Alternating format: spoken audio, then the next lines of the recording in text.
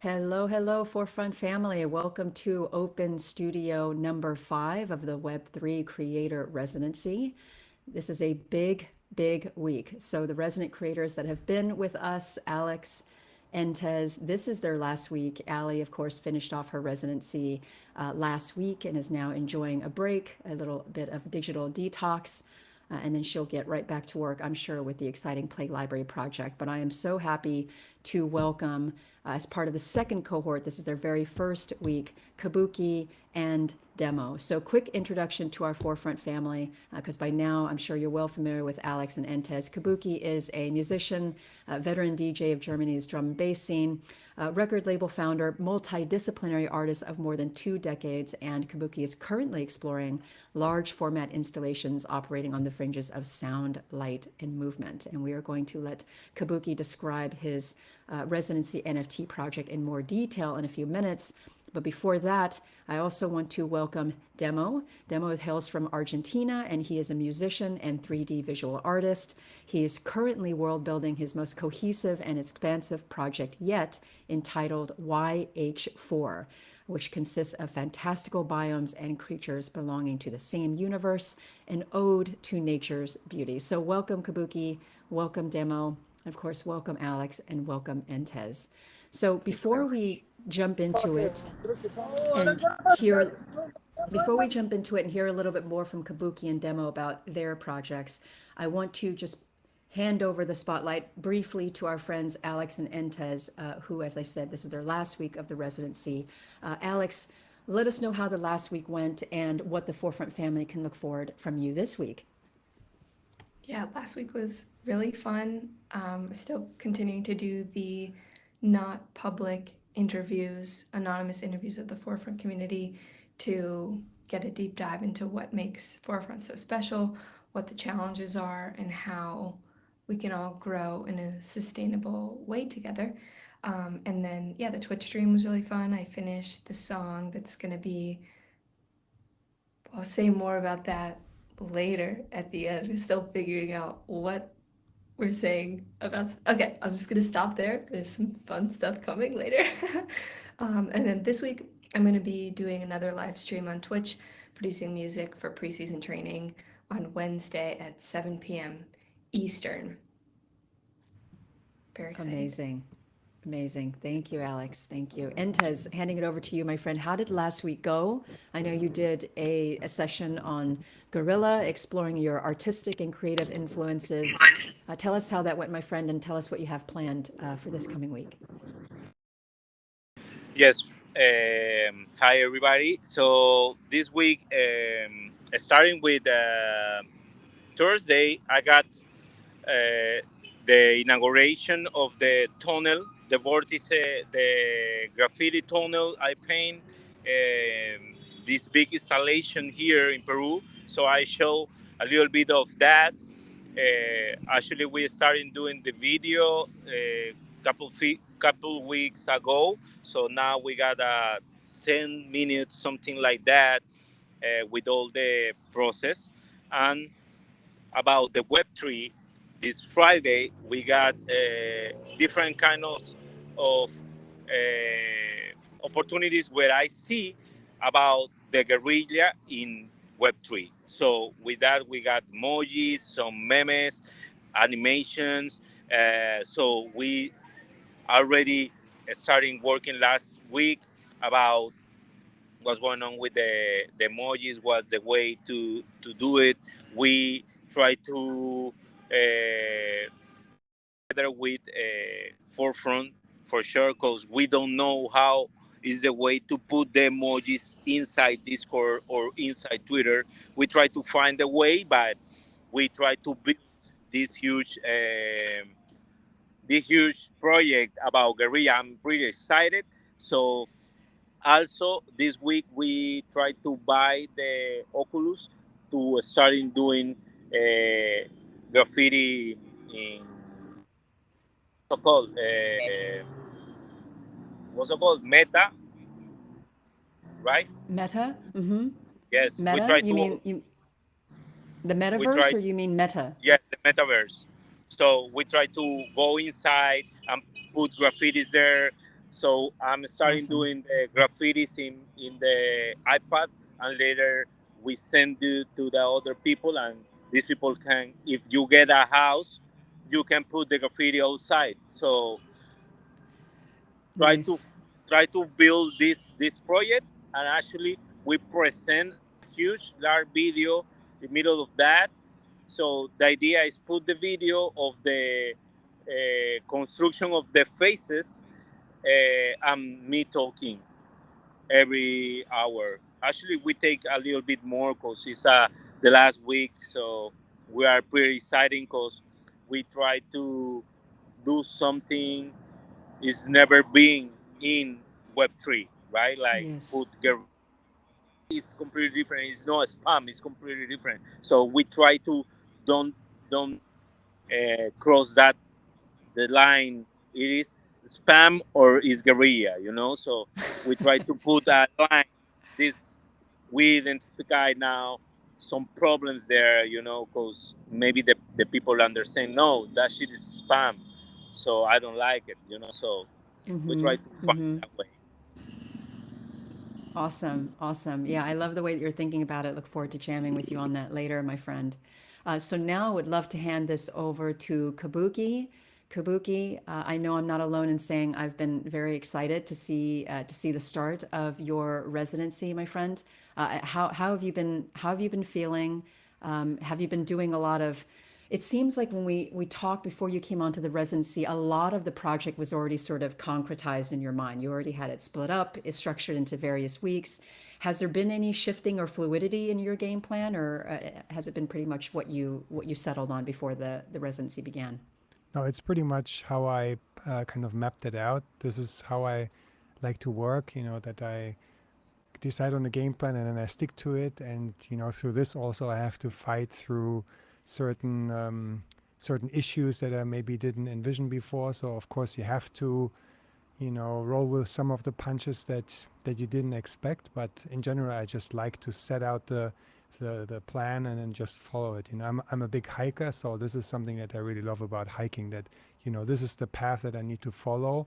And then all you need to think about is putting one foot in front of the other. So this is kind of one of my productivity hacks. And this is also what I'll talk about in the first session tomorrow, which is called Rules and Rituals. And this is kind of like how I usually set out uh, kind of on every project that I start out on. I always like to set these boundaries and have a very abstract goal, and then I have no issue kind of finding the inspiration, because during the time, for instance, when I've been teaching, speaking with students, like what I often hear is kind of this fear of the blank page or not being able to finish things. So this is something I always circumvent through these guardrails that I create for myself, and kind of like switching these sides of the brain.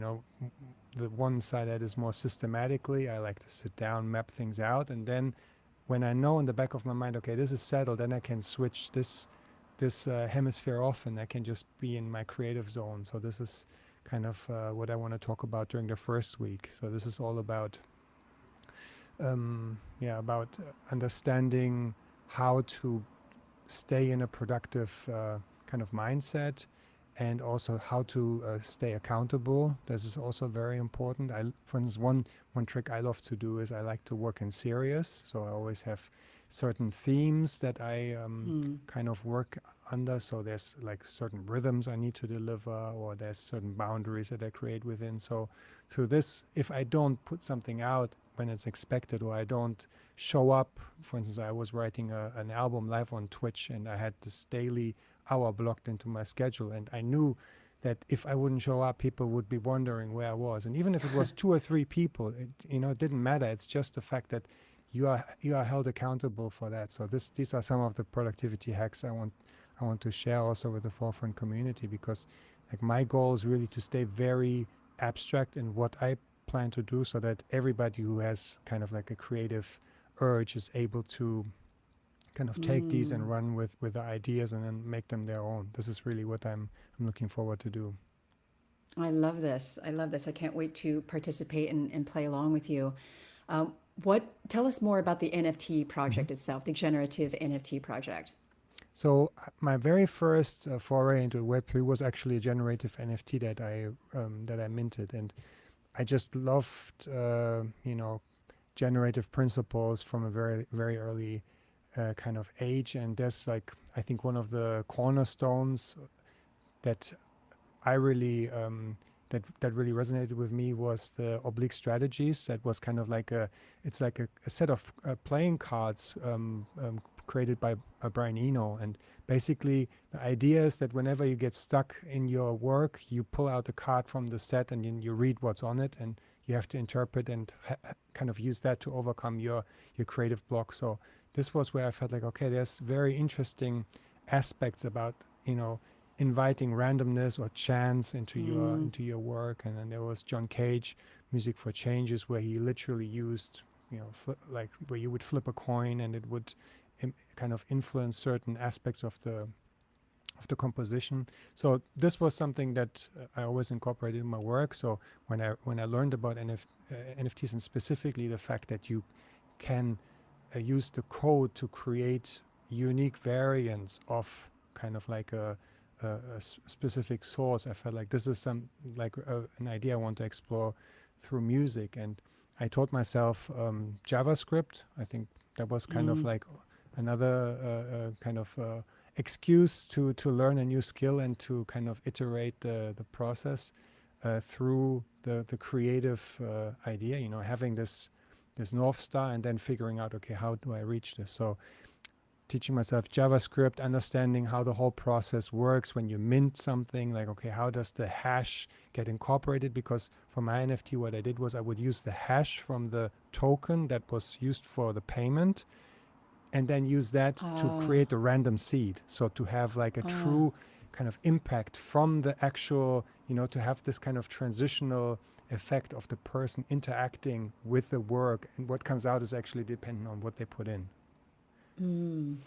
So yeah, Fascinating. this is really kind of the idea I want to explore further, and I'm going to introduce a platform that allows kind of like a no-code approach. So it's it's based on objects that you connect with one another, and this can then be used to generate the source code that you would otherwise need to type in line by line. So I feel like this is a very low entry barrier, and everybody who has some kind of interest to tinker on their iPad, or like there's so many tools available these days where there's a very low entry barrier, where you don't need to study like kind of phone book sized manuals, and you can just be creative. And this is something that I want to use, and then show how to use that code and integrate it into the shell so that you can then deploy it. And yeah, the goal is really by the end of the month to have a generative NFT on the Tezos blockchain, which I also want to use kind of as a use case for like a very creative environment. There's really cool how can I say, communities there, and specifically for this kind of generative work, I feel like it's very cheap to mint your work. It's very, there's transaction costs are very low. It's also eco-friendly. So there's a lot of aspects about it. I feel it would be a great match for the Forefront community. So yeah, that's my plan. Awesome. I'm stoked to learn more about Tezos, and I'm glad that with this cohort, folks are branching out. And this is why I asked Alex, and maybe Alex can share some insights from the Why Web3 session that you did, where you talked about NFTs, because I feel like these are assumptions people are watching already know. They already know what blockchain they want to be working on. They already know why, the pros and the cons of each blockchain. And I certainly don't. I know very little about Tezos, so I'm excited that you're branching out, my friend. I I do want to use check in Tesos a with. lot, and it's Oh, you really do? good. Do you? Yeah.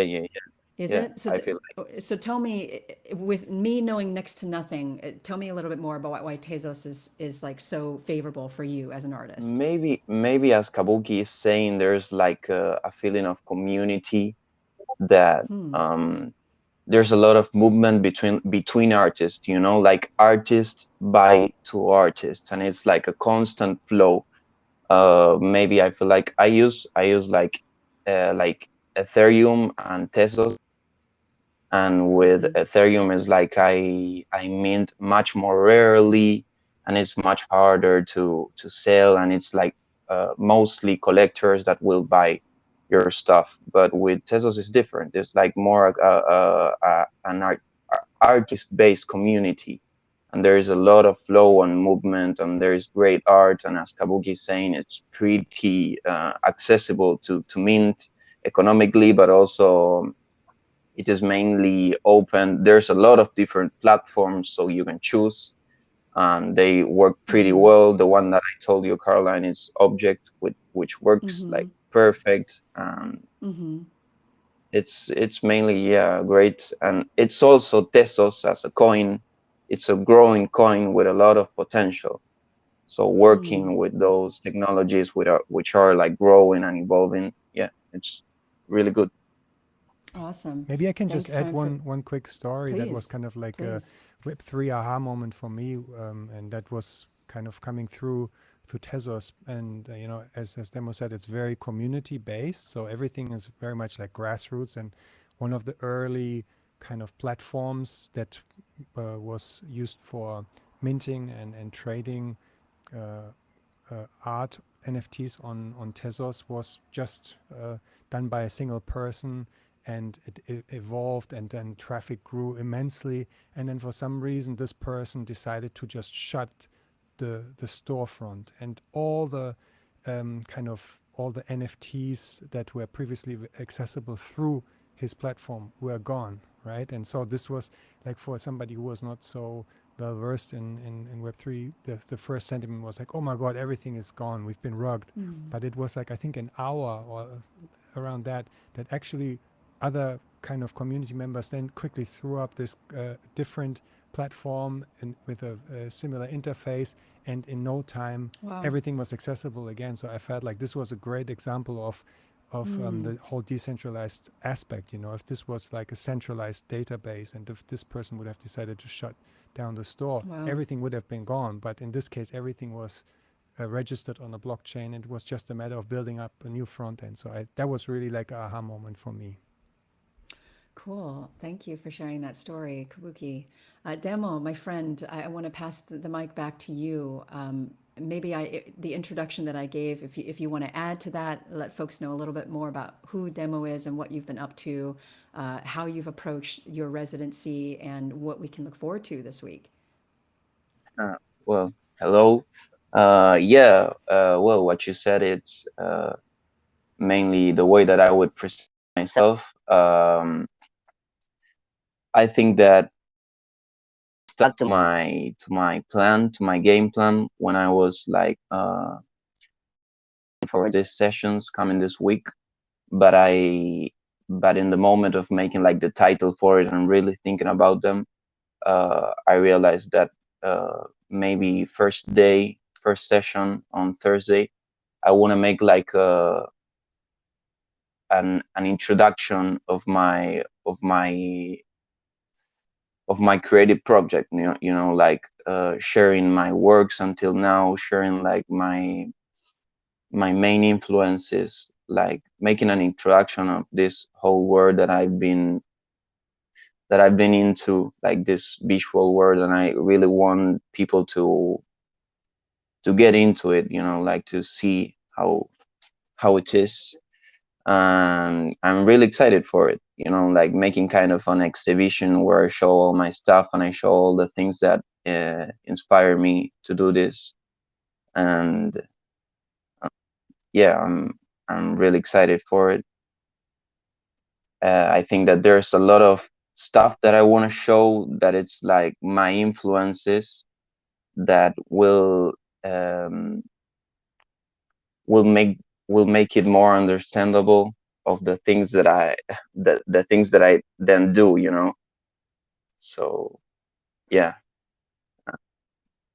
And well, I want to start with my project that you just talked about, YH4, and also like create live, and we'll stick to the plan, but be open, as I told you before, to let things happen and let things flow, and this creative energy flow with this creative energy, that it's the way that I'm used to work, different from the way that Kabuki said that he usually works under a path that he already sets before of starting. Like I usually do not think about it, and it's different ways of working, of course. I'm kind of interested on what can happen now that I do have a game plan,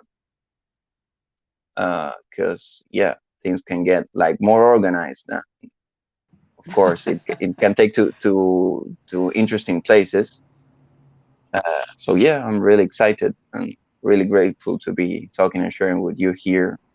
Yes, yes, grateful to have you here, my friend.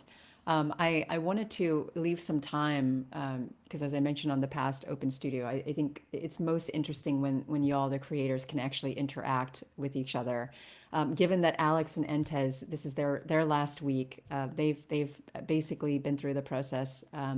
Do you, Demo or Kabuki, have any questions about their experiences or their sort of learnings during this residency? Yeah, maybe just from my side, I would be curious, um, like how did your perspective change creating in public? This is something that I'm always kind of very conscious how important it is to filter this in certain aspects or to actually let it into the creative process. So I'm just curious how that worked out for you.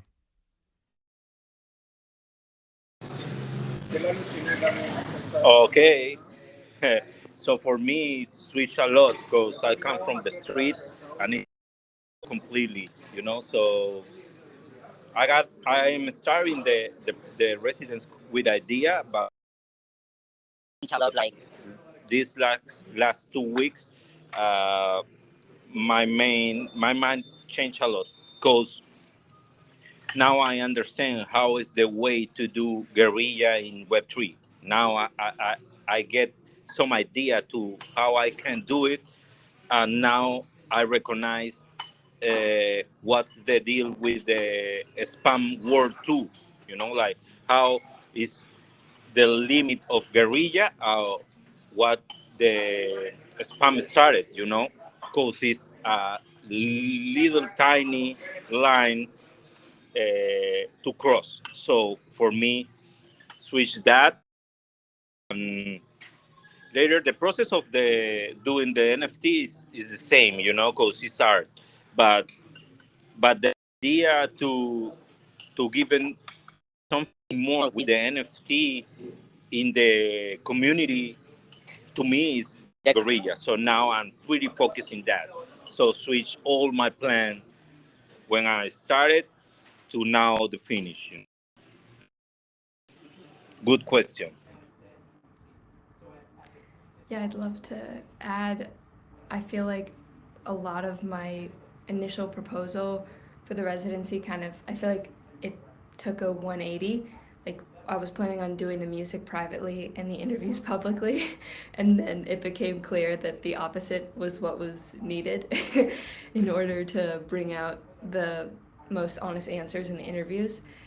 And so I feel like I've made a lot more unexpected progress on the song that's my final project for the residency, and just reminded me kind of how wonderful it is to kind of be creating on the spot. And I feel like in the past, when I'm recording by myself and trying to play chords and looping the section that I'm trying to find chords for, I won't be recording it. But for some reason, when I'm on Twitch, I do record it, and that was how I was able to capture some of the ideas that I'm most excited about now. So that was really cool too.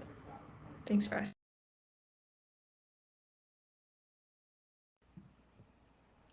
Yeah, that's an excellent question, Kabuki. Thank you for asking it. And I've also often thought that, just like Alex pointed out, I don't know if y'all have had a chance yet to see the video that we made of Alex's sort of creative breakthrough while producing, but that's made a huge impact on everyone who's watched it.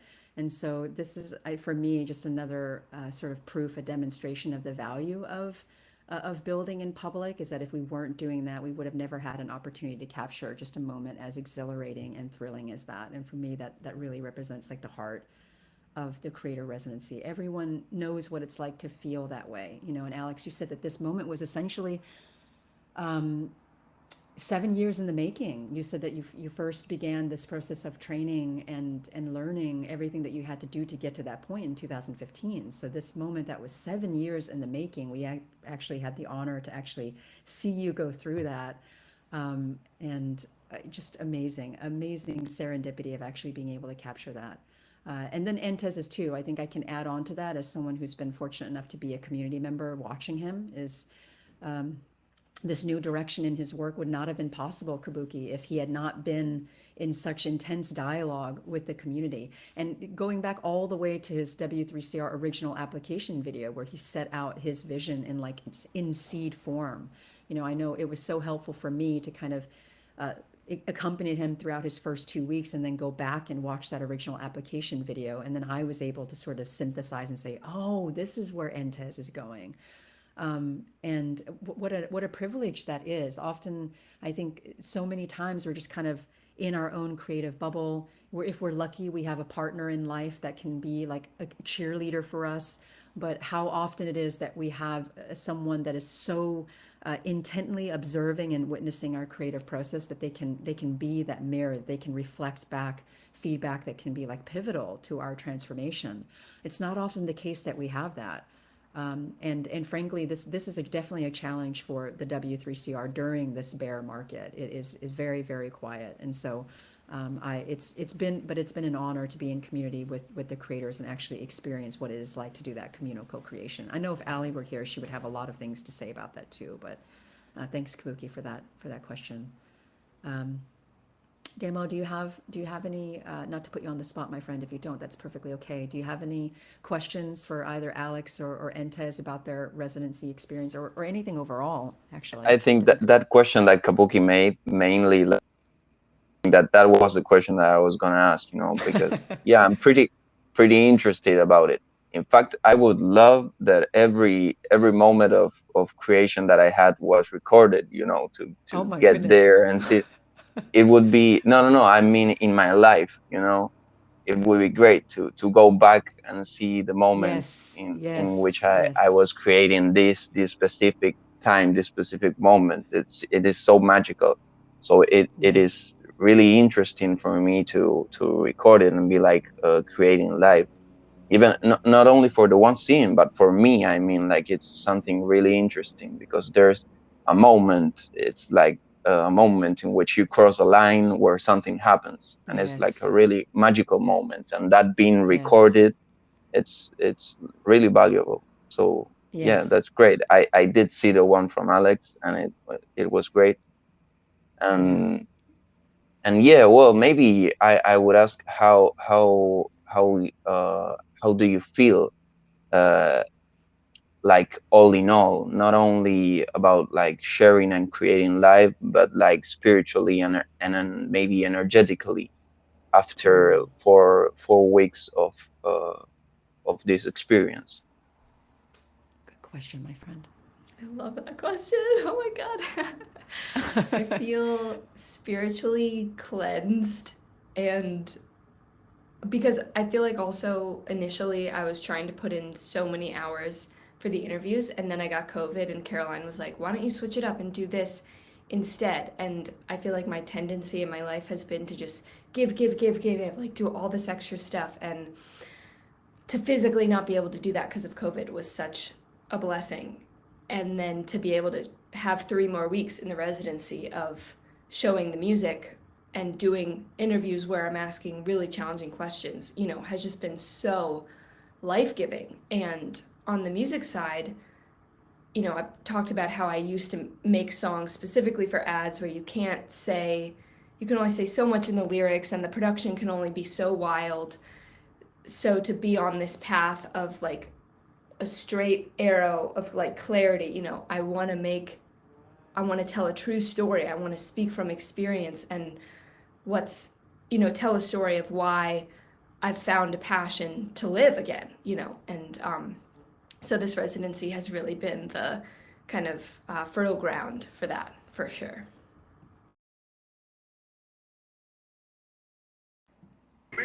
I got one recommendation about the residency. I agree with Alex. For Alex is for COVID, but me is like a decision we do together with Forefront to take 1 week out in middle of the residence. But it's pretty important because in this week my mind switch for sure. Like this is the week actually because you don't lose the communication with the Forefront. So you get a time specifically to talk about other question if you got more questions. So how is the way to in or try to move, some situations in the real the Web3. So for me, it's pretty important. Sorry, I'm eating now in middle of the year, but I'm starting with my friends.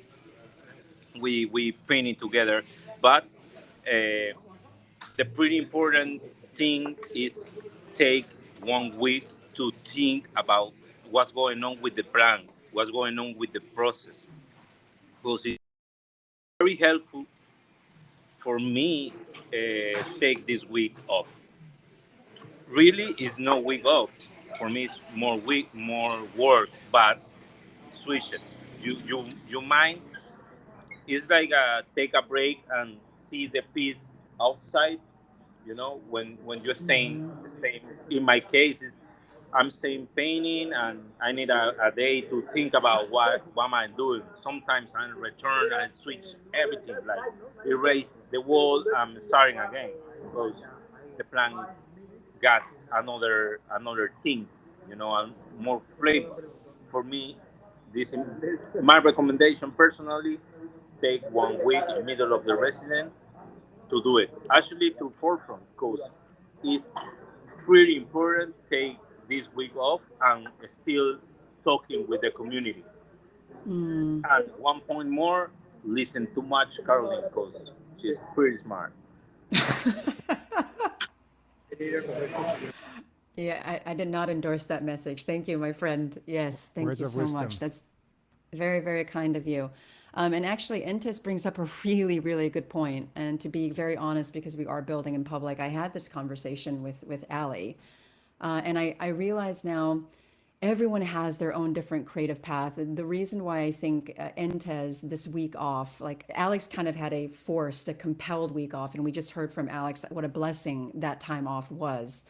Entes was paused. And the interesting thing is that I felt a little bit shy in coming to Entes about questions and feedback, but I was strengthened in that ability to do so because in his game plan, he had specifically said that Garas Latinas was an emergent project. So this kind of it gave me the permission to go to Entes and say, "Hey, can we brainstorm this?" And in other situations, if he had not been taking that week off, I would have felt like intrusive for me to come on like with Kabuki after a second we say, "Hey, Kabuki, can we kind of go back to basics and talk about this?" I would have felt like, why am I wasting Kabuki's time? But because Entes had said that it was an emergent project, I felt that it gave me permission to hop on a call with him and to jam. And like I said, I shared during the last week's Open Studio. Entes was so excited. He literally said that during that week he felt like he was 15 again. And for folks that have been watching his open studios and his Riverside sessions, it's not as if Entes is like this. He's full of life. He's full of vitality. When he's painting, he's like laughing to himself. He's enjoying it so much.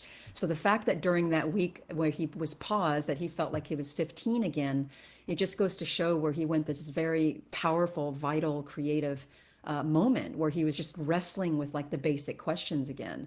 And so it really brings up a very, very interesting point. And I also have thought about this 4 week friendly pressure cooker, which I know a lot of artists said that I need that in my life. Otherwise, I'm just thinking. But I am also beginning to see on the other side what Entes experienced, which is the value of not having it be 4 weeks of boom, boom, boom, like back to back, because there's so much of what you're doing. You're doing your project and you're also thinking about engaging with the community, building bridges with the community, doing sessions and workshops that are dynamic. So it's a lot to compress into 4 weeks. Alex, you've already spoken to that. I feel like you've already spoken to how pivotal it was for you to have that time off. But Kabuki, do you feel like it's not as relevant for you because unlike Entes's project, it's not so emergent? Although I think I'm missing nuance here. I think you do very much leave room for fluidity and adaptability. It's just that you have a framework for doing so. And maybe I'm completely off, but tell me what you think about that.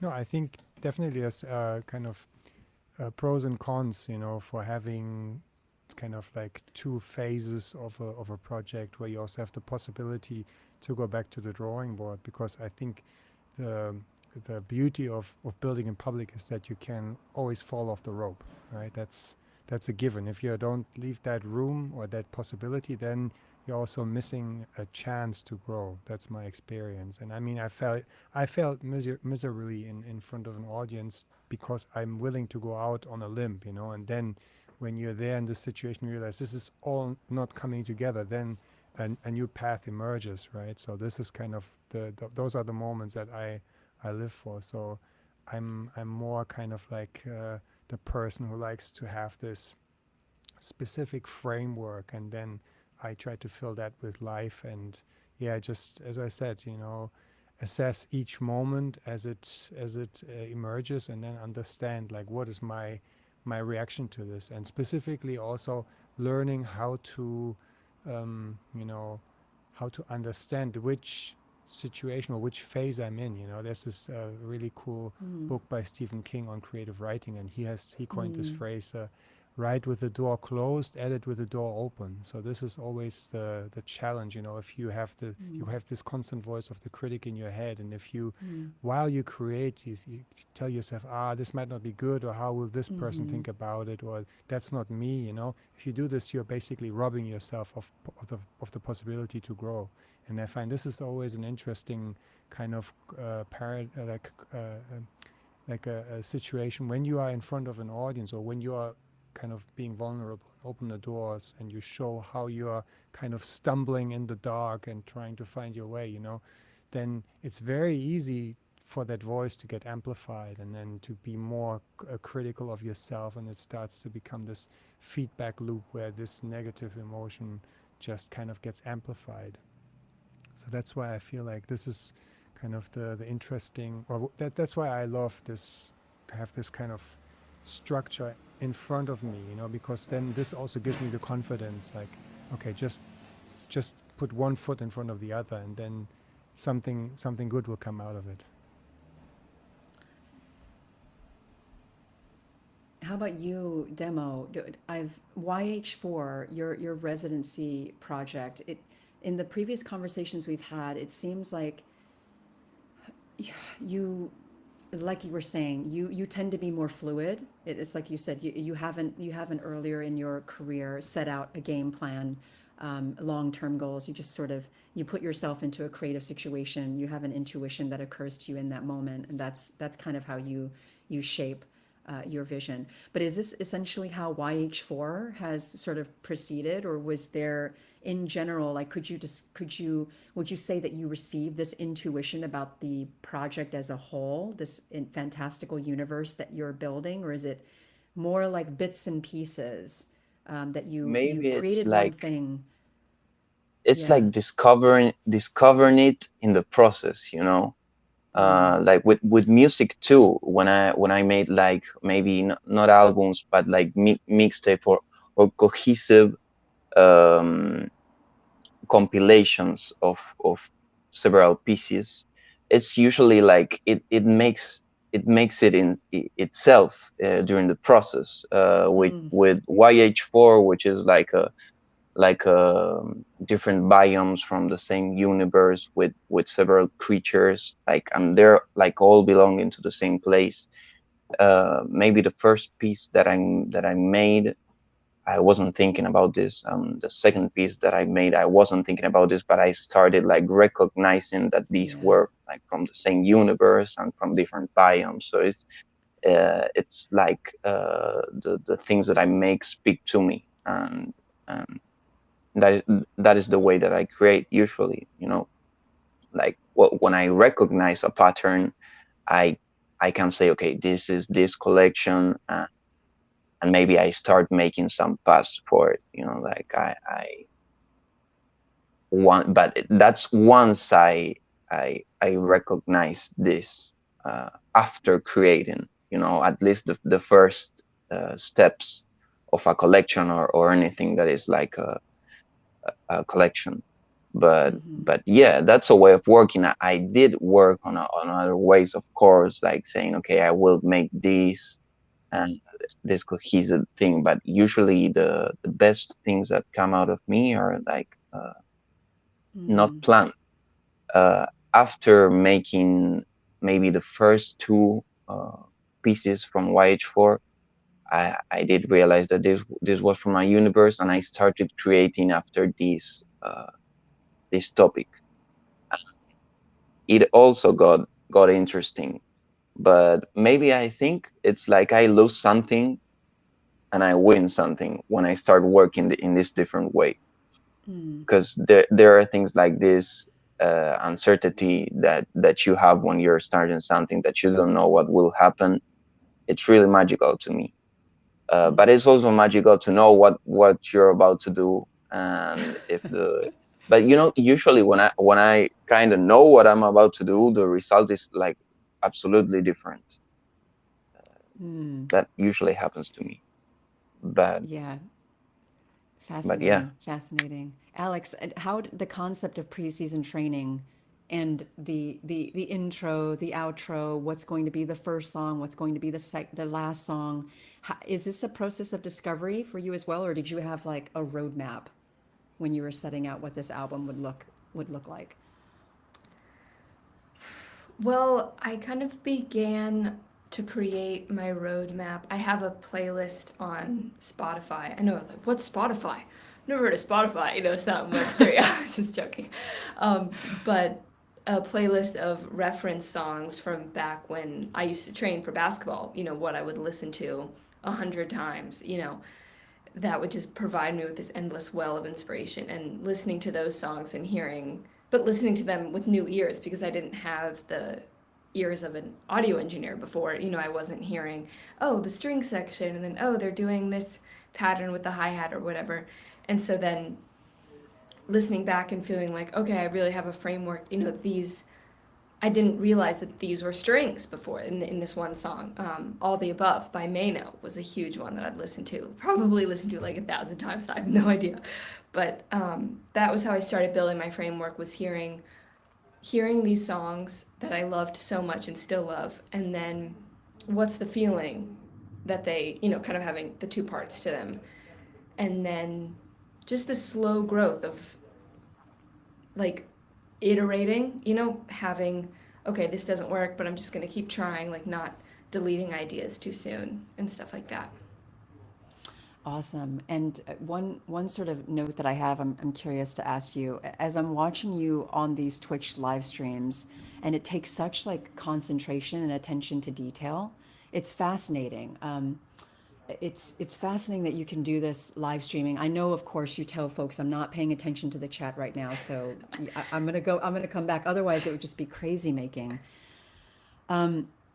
I know that there's no way you would never there would never be a world in which you would say that you regret learning how to produce for yourself. But now that you know how to produce for yourself, and now that I can see and experience how much time and attention goes into this production process, would would would you want to have a producer? Because when I watch you produce, I'm like, oh my God, so much time goes into, well, that clap isn't loud enough.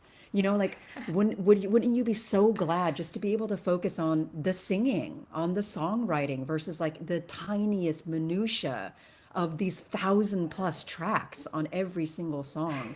Like, is that like the top thing on your wish list, is to get a producer so that you can just focus on your songwriting? Or do you not like, I actually love this. In fact, I love producing and I wouldn't give this up. How do you feel about that? Oh my gosh, I love it. I mean, I feel like the reason that I'm now able to sing with such a depth of emotion, like feels like a depth of emotion to me, is because I feel it in the chords and in the instrumentation. Wow. Yeah, I wouldn't, it was very frustrating for many years, like especially while I was getting off the Adderall, learning to produce and feeling like, why am I even trying at this, for so long? And it's kind of weird that I did keep trying because of how terrible I was feeling. But now, being mentally well, being really blessed to feel that way and be off Adderall for like 5 years. It's so much fun making the songs. I would love to feel really comfortable collaborating with another producer, letting them in, and ideally co-producing in person. And I think when the time comes, it'll feel really good. Thanks for that question. Cool. No, I thank you for answering it. And again, thank you for opening up your creative process. It's been a joy to see, my friend. Nico, I'm glad to welcome you. Nico is our third resident creator. Nico is a video game developer, 3D multimedia artist, interactive programmer, and DAO collaborator at CityDAO. And she has a really, really cool, intriguing project. Nico, please introduce yourself to the Forefront fam. Say a little bit about your project, please, and a little bit about what we can look forward to this week from you. Hi, late. I woke up and the first thing I checked was like, when is the next Forefront meeting? And then realized I'm like half an hour late. So next week I would try to be more on top of things.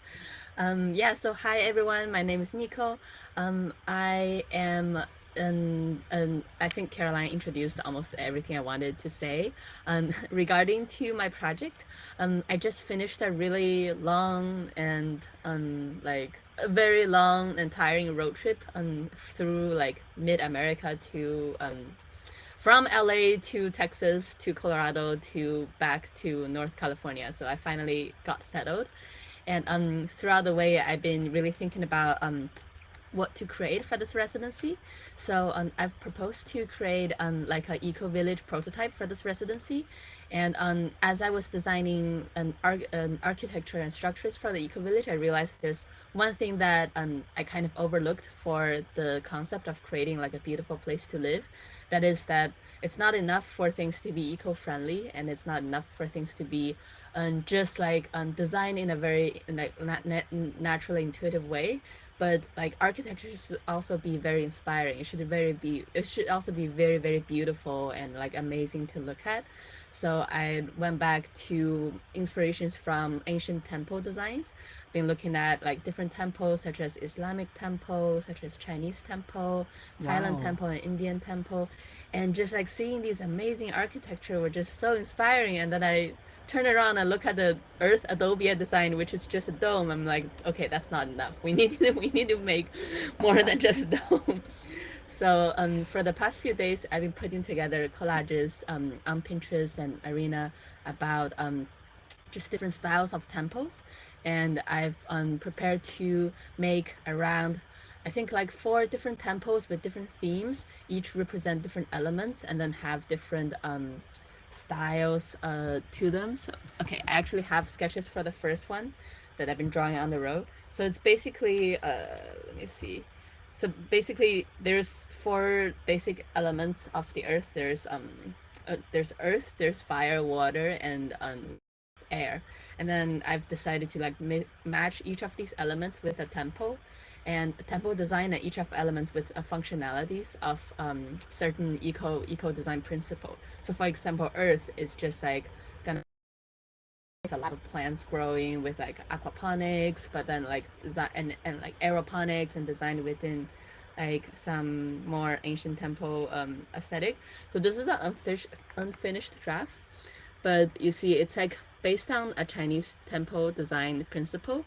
And I'm thinking on the roof, it's all gonna be like on the roof, and at the side, there's gonna be like certain hydroponics plants growing. So like it's not just a temple, but it's a temple with a food forest that you can harvest food from. And at the top, there's gonna be like sculpture and simple design that resembles, like lotus and what's that thing that you put on pizza? Oregano. So like the different kind of plants. And this is the first one of all that I plan to just make for this week as a render and a proof of concept. And then every week I'll just switch to another tempo. I think the next tempo is going to be represent fire energy, which is electricity and energy. So there's going to be solar panels, but then designed in a way that like looks cool. You know, it's not just flat solar panel. So yeah, that's my current progress so far. Wow, amazing. Ah, Nico. Yes, I just welcome. And we're so glad to have you here. So stoked to see the progress of your project. You just make me grateful to be among this community of creators. You, Demo, Entes, Alex, and Kabuki, just so incredibly crazy talented in your own unique ways. What a blessing. Truly, what a blessing. I don't have much beyond that. Nico, I want to just take the last couple of minutes in case you have any questions, because I did give Kabuki and Demo the opportunity, and Alex and Entes have just been throwing wisdom right at them. So this is Alex and Entes's last week of the residency. They've each, in their own way, been through some really transformative moments. Do you have any questions for them by any chance? No pressure. It's okay if you don't. Do you have any questions to throw their way, your fellow resident creators, about what the residency has been like for them? I'm still yet to catch up on some of the live streams. I saw like the tweets. It's really exciting, but I want to spend some time looking into what you guys have been working on. My only question is that like, how do you feel creatively after this residency compared to what you felt before? Do you feel like there's some new takeaways from this experience?